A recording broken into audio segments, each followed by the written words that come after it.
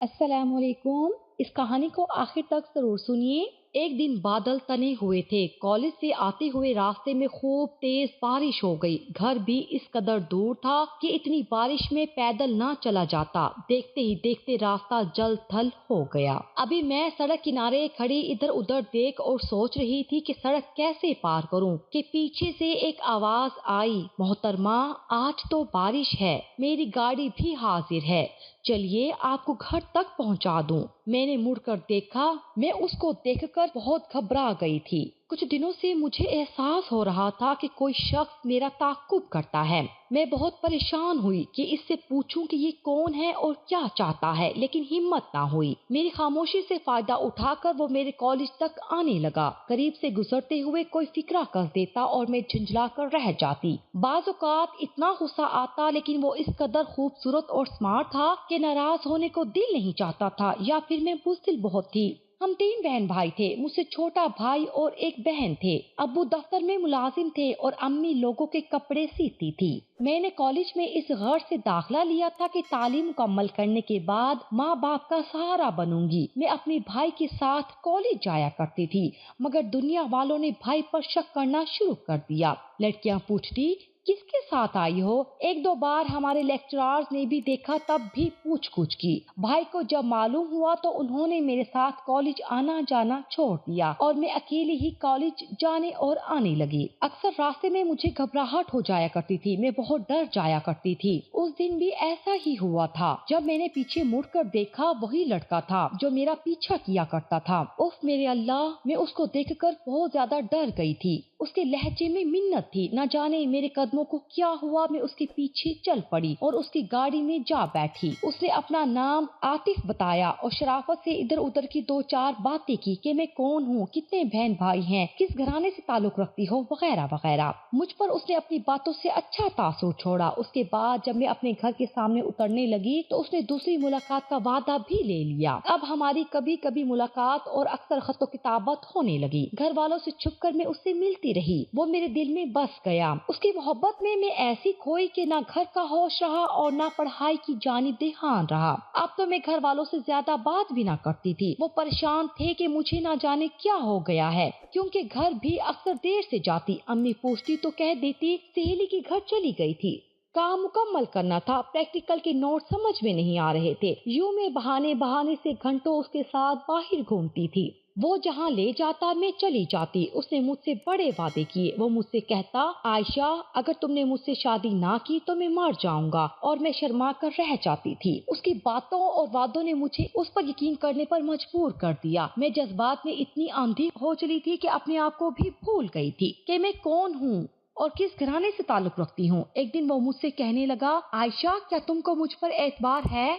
मैंने जवाब दिया, अगर ना होता तो मैं तुमसे मोहब्बत क्यों करती। मेरे इस जुमले पर वो हंसा और कहा, अच्छा आज आजमाता हूँ। फिर बोला, तुम आज रात मुझे फला फला मकान में मिलना। मैंने वादा कर लिया, मगर सोचती रही कि घर वालों से क्या कहूँगी। घर पहुँची तो कुछ न खाया और न पिया। अम्मी पूछने लगी तो मैंने कह दिया कि सर में दर्द है। फिर शाम को उठी, मुंह हाथ धोया और तैयार हो गई। अम्मी ने वजह पूछी तो बहाना कर दिया कि सहेली की सालगिरह है। सालगिरह का सुनकर मेरी छोटी बहन पीछे लग गई और कहने लगी, आप तो रोज जाती हैं, आज हम भी चलेंगे। बड़ी मुश्किलों से उसको मनाया। खुदा खुदा करके वो मानी। अम्मी परेशान थी क्योंकि बादल छाए हुए थे और तेज हवा चल रही थी।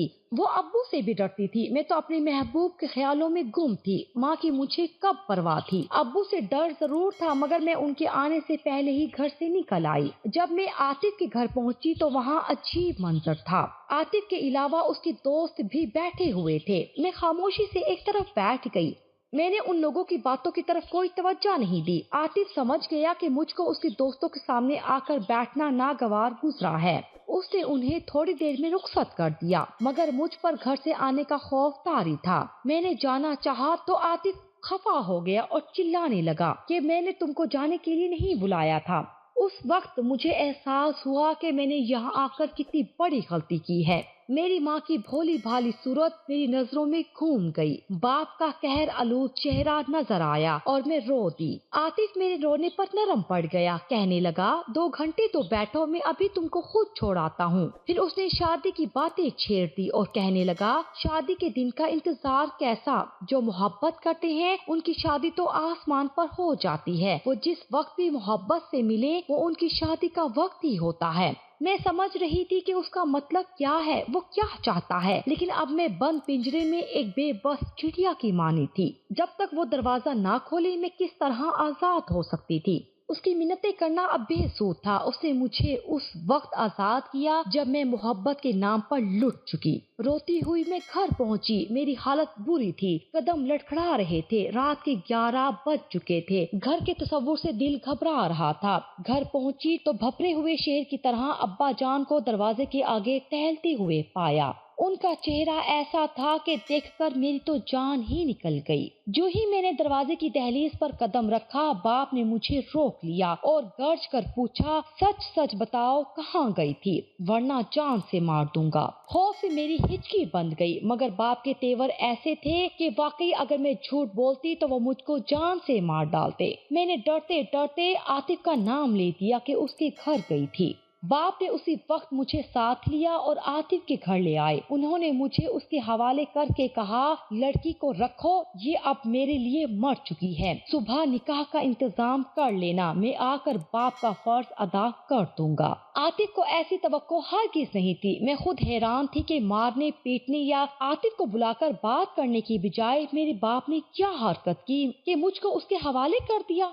आतिफ ने मुझे चुप कराया, समझाया कि फिक्र ना करो, ये अच्छा हुआ, वरना तुम्हारा बाप आसानी से तुम्हारा रिश्ता देने वाला ना था। सब कुछ खुद ब खुद हो गया। अब तुम रात आराम से रहो, सुबह 4 दोस्तों को बुलाता हूँ, काजी का बंदोबस्त करता हूँ और तुम्हारा बाप निकाह के वक्त आकर रस्म पूरी कर देगा तो तुम बकायदा मेरी बीवी बन जाओगी। लेकिन हमें निकाह यहाँ की बजाय किसी दोस्त के घर में करना होगा, क्योंकि कल मेरे घर वाले भी आ जाएंगे और मेरे वालिदैन तो शायद हरगिज इस पर राजी ना हो, क्योंकि मेरी मंगनी मेरी चचा की बेटी से हो चुकी है। तुम फिक्र ना करो, मैं ये मंगनी तोड़ दूंगा। सुबह सवेरे आतिफ मुझे अपने दोस्त के मकान पर ले गया जो खाली था। शाम तक मैं निकाह की रस्म और वालिद साहब के आने का इंतजार करती रही, मगर कोई ना आया। रात को आतिफ लौटा और बोला, तुम्हारे वालिद ने आने से इनकार कर दिया है। उनका कहना है कि निकाह मेरे घर पर हो और इसमें मेरे घर वाले भी शरीक हों, लेकिन ये मुमकिन ना था। मैंने 2 दिन की मोहलत ली है, चलो पिशावर चलकर वालिदैन को मना लेते हैं। उसी रात की गाड़ी से हम चल दिए। मुझे खबर ना थी कि आतिफ के क्या इरादे हैं। किसी अजनबी शहर में उसने मुझे एक बूढ़ी औरत के घर ठहरा दिया, जिसको उसने अपने रिश्तेदार बताया था। यहाँ मैं 2 साल रही। जब आतिफ से कहती अब्बा जान नहीं आए और निकाह का क्या हुआ तो वो टाल जाता, कहता तुम्हें इससे क्या, अब तुम मेरे पास हो और मेरी बीवी हो, समझो निकाह हो चुका है। 2 साल में मेरे 2 बच्चे भी हो गए। मैंने भी हालात से समझौता कर लिया। बाप ने मेरी भूल की मुझे बड़ी सजा दी थी, मगर आतिफ मेरा महबूब था जो मुझे मिल गया था। उसने मुझे कोई तकलीफ भी ना दी थी। 2 बच्चों में हर दुख भूलकर जूं तू जिंदगी गुजार रही थी। अब निकाह हुआ था या नहीं, इसे मुझे हासिल ही किया था। जो जिंदगी मुझे नसीब में मिलनी थी मिल ही गई थी। एक रोज अचानक आतिफ आया और उसने मुझे कहा कि उसे बैरूनी मुल्क मुलाजमत मिल गई है, लिहाजा अब वो कनाडा जा रहा है। वहाँ की शहरियत मिलते ही मैं बहुत जल्दी तुम्हें बुलवाऊंगा, फिक्र ना करना। बड़ी मुश्किल से ये इतना अच्छा मौका मिला है, हमारा मुस्तकबिल संवर जाएगा। और वो मुझे रोता छोड़कर कनाडा चला गया। उसको गए हुए 6 साल हो चुके हैं। सोचती हूँ मर जाऊं, मगर बच्चों का ख्याल आ जाता है। लोगों की लानतें मुझे चैन नहीं लेने देती। बड़ी मुश्किल से एक अस्पताल में बहैसियत आया नौकरी मिली है। आतिफ ने फिर पलटकर खबर ना ली। उस बाप के दर पर जाने का हौसला ना हुआ जिसने हाथ पकड़कर घर से खड़े खड़े निकाल कर गैर के हवाले कर दिया था। इतना पता चला है कि आतिफ ने कनाडा में शहरियत लेने के लिए किसी कैनेडियन लड़की से शादी की थी, मगर फिर इन दोनों ने सचमुच का घर बसा लिया। मैं क्या कर सकती हूँ जबकि मेरे पास तो निकाह का सर्टिफिकेट तक नहीं है। माजी को भूलना चाहती हूँ, माजी की यादें डसती है। जब किसी लड़की को मोहब्बत करते देखती हूँ तो सोचती हूँ उनका भी मेरे जैसा अंजाम ना हो और किसी दिन ये भी लड़कों के इस मोहब्बत भरे झूठे खेल में आकर अपनी इज्जत और आबरू ना गवा दें।